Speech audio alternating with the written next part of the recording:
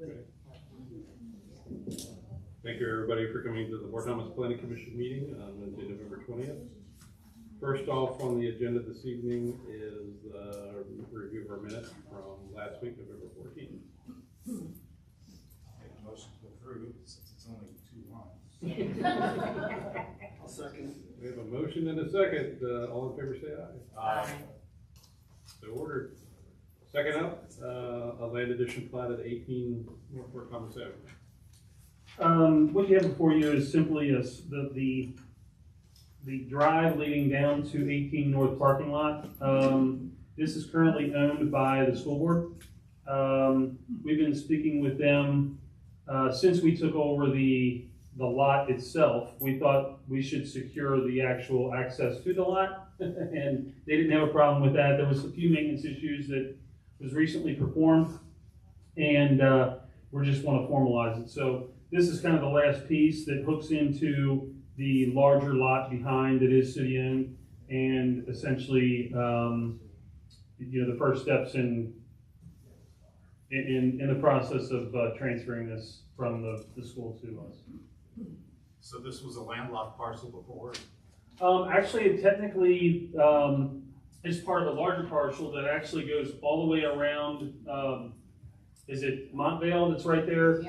It actually, there's an alley that leads up to Montvale, and there's a big surrounding area around Montvale. So it wasn't technically landlocked. And 20 foot wide is the minimum width for a flag lot? Well, this is all that Oh, I is. guess it isn't a flag lot. Right. Right. Yeah, this is all that. This is the last of the piece. So we're just trying to finish up that piece. But yes, we've already got the access. It says exhibit plat, not for recording. What does that mean? I mean, this would get recorded ultimately, wouldn't it? Yes, it will. I didn't see that they forgot to remove that. It looks like that's where their stamp typically would be. So it might have been just a kind of the first version, and he didn't give me the final version. Apologize. Thanks, Jared. That's why we bring them to you. I guess it's not that it matters, but I was just curious how you came up with the division line between the school board and you. I mean, just because the bearings are different, I mean, it's not a parallelogram, it's just kind of an off, slightly different. They were already there. Those lines were kind of already there. It was a separate piece or parcel off of the school board property.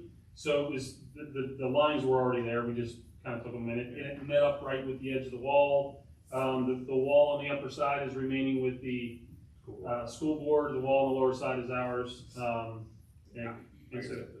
just curious. No, I can.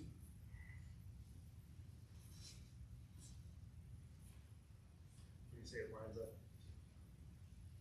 sorry, when you say it lines up to the wall on the school side, is there room enough to be able to do work on that wall in the I future? mean, we would give them the opportunity to do that. We have a really good relationship with the school, and I think, there really wasn't enough to bring it out and then still have an alleyway for access. I think L1 needs a land hook on it. There's one shown on L2, but not on L1. Okay.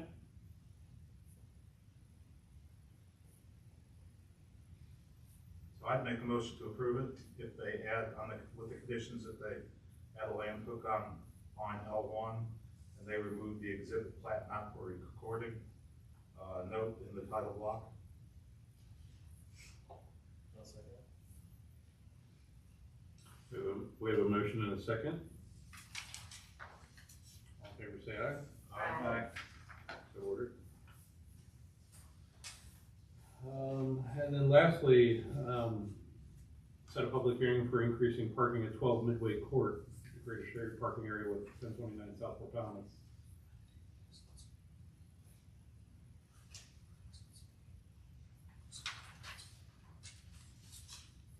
I'm sorry. So this is a request, and in a typical zone, this would not generally come before the planning commission, but because we're in the central business district, we don't have the authority to make this call. It's a planning commission call. It's a relatively minor request, but as stated, by the way the language is written for the central business district, we don't really, make this call. The request is ultimately, an owner that owns the building on North Fort Thomas Avenue, the one with the stucco front, I guess, he actually purchased this first house in the back. There was actually an easement associated with these two structures. There's a recorded easement that allows access from Midway Court to the back of the building. Well, the owner was somewhat concerned that access might at some point be compromised, despite the fact that it had an easement. He was worried that a random day where someone was due to get into his building that was fronting South Fort Thomas, I'm sorry, that the owner of the other building might randomly have a vehicle there and not provide access. So he wanted to secure both buildings. In doing so, he wants to add a little bit of parking. The question is for the parking. But once again, we did not have the authority through the current language to grant that. And essentially, we have to set a public hearing to formally ask the question. The idea is to add a little bit of parking in the front to essentially get a car there, while he can still have access back to the parking lot in the back for the building fronting South Fort Thomas, but also to add a parking spot or two behind the residence on Midway Court, once again to help alleviate parking. If in the end, trying to get cars off the street and trying to make it a little more accommodating for his folks there. So tonight, simply asking to set a public hearing for this for next month. For next month's meeting, Wednesday, December 18th at 6:30.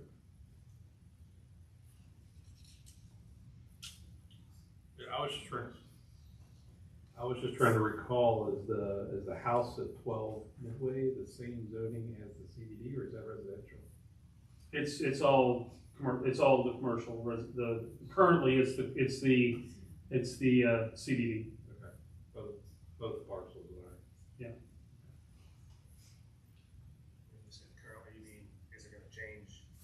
You know, I'll be honest, I don't remember. We went back and forth a couple times on whether to make I think it is still the same, but it might be a subzone. I think the residential part is now a subzone of the main district. And then I think the lot at the very end, I think that might have went back to an R1, if I'm not mistaken. But we were going back and forth a few times, so I'll be honest, I'm not 100%. Parking's allowed in the front and the rear? Yes and no. So in a commercial zone, yes. This is obviously has a residential feel.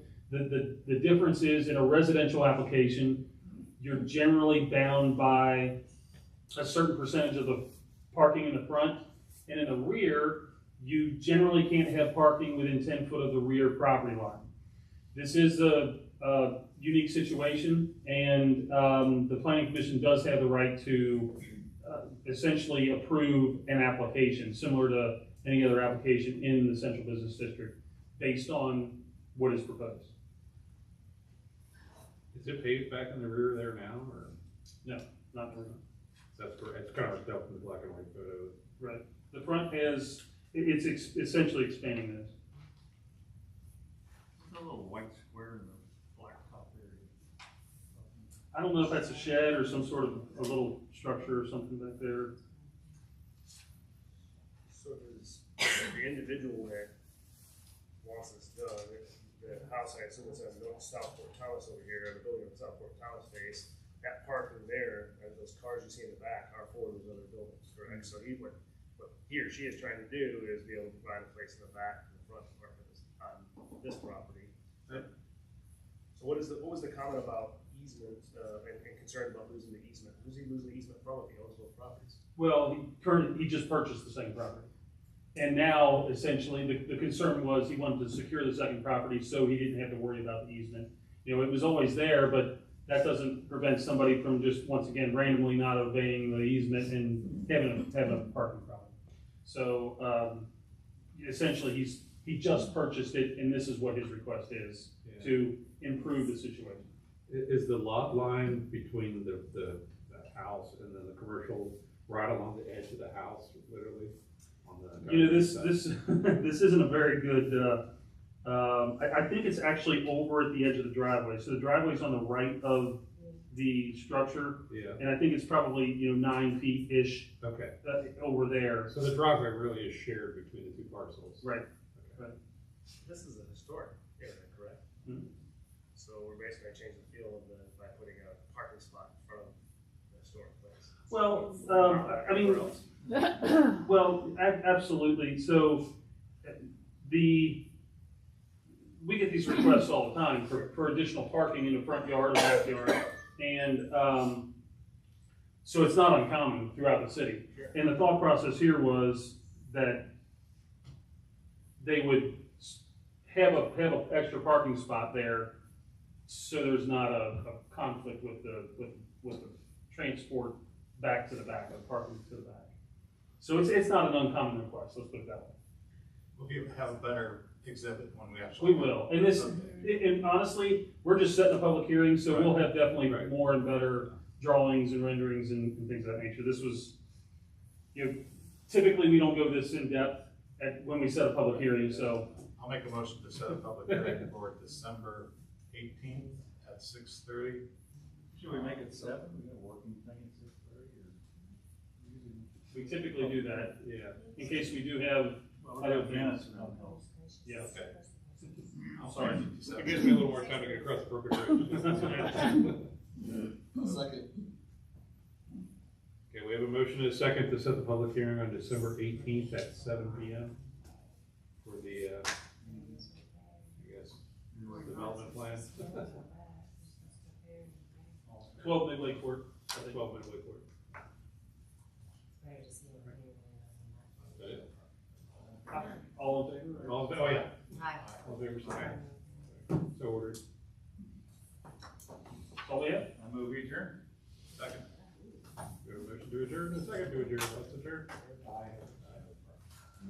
Thank you all for your time.